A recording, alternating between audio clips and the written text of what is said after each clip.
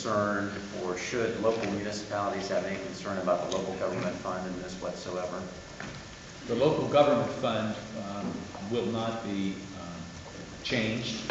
As you know, in the last budget action, the local government fund was given a status within the budget, and that fund will not receive a cut.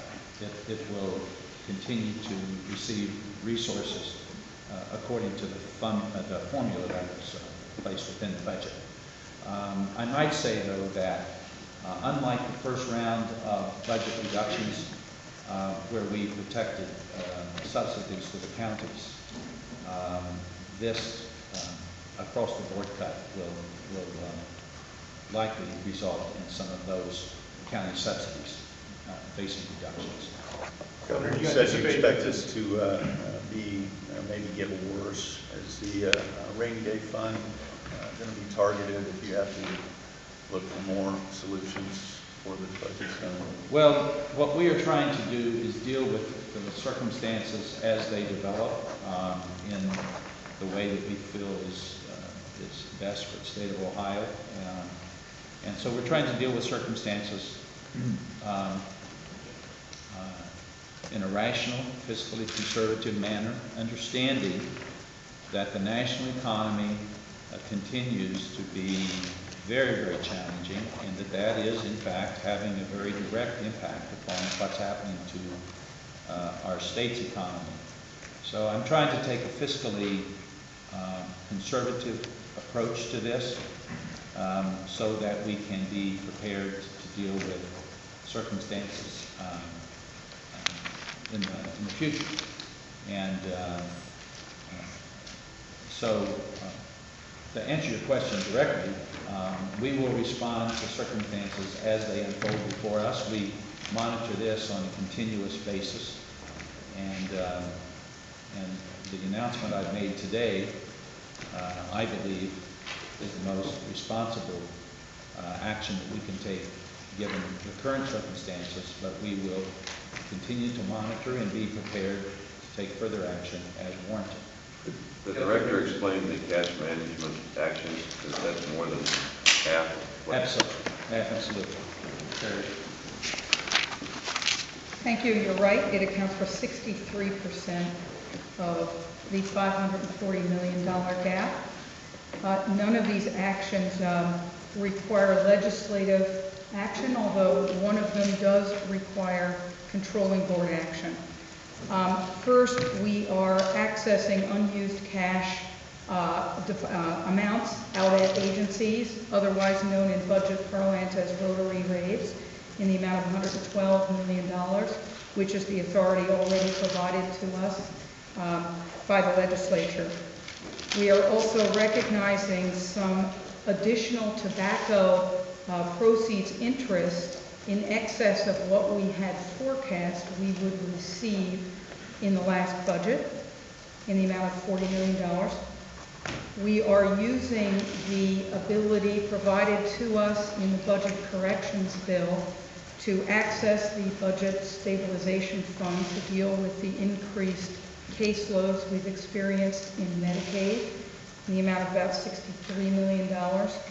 The remaining $120 million will be come from additional planned lapses that we already can see from spending patterns occurring within agencies, as well as additional cash balances, our ending GRF carry forward balance. Will the $63 million require Controlling board action. So that would come from the rainy day fund? Yes, that's correct. When will it be going to the controlling board? That has not been determined yet. Could you give us an estimate on how many jobs will have to be cut in order to meet this budget reduction? Each agency is developing its own plans. It's clear that there will be a jobs impact, but we do not know how many. And Governor, just going from that, you're obviously leaving this up to the individual department heads to make these decisions. Can you give us a timeline when you expect them to have plans? Yes, We expect them to have their initial plans to us by September the 22nd. And then we will have these adjustments implemented at the beginning of October. October 1st. Governor, you've already asked your agencies to submit requests for the next biennium budget. Is this development going to cause you to reel in any of those numbers? We had told our agencies that these latest adjustments will not change the goalposts, so to speak. The guidance that we have given them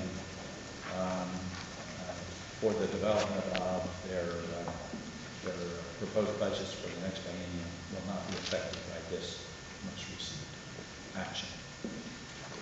Governor, have you asked your economic advisors for a potential number or area? Have you given them, that what makes you gloomy about the future here? Have you, finished out the rest of the biennium and said, here's potentially how much we could lose? What is making you gloomy aside from the general picture of the country?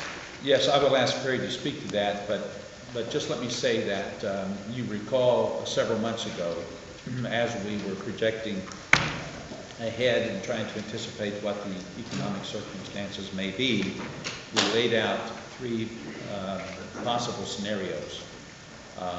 One called for a reduction of $733 million, and that was the most optimistic scenario, and we implemented those reductions at that time in January.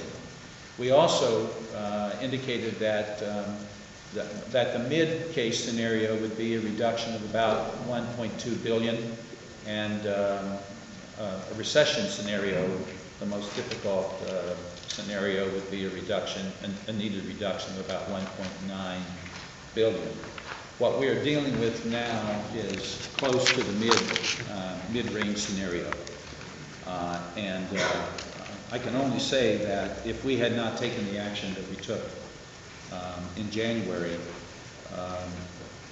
we would be in much more difficult and challenging circumstances today than we are.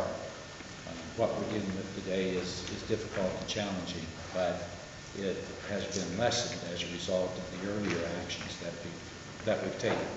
But I will ask Perry to talk about the specifics as to why we have decided to take this action at this time. Well, thank you very much. The Council of Economic Advisors, as you know, met several weeks ago and provided their consensus forecast. The Department of Taxation and OVM together developed re-projections of the performance through the end of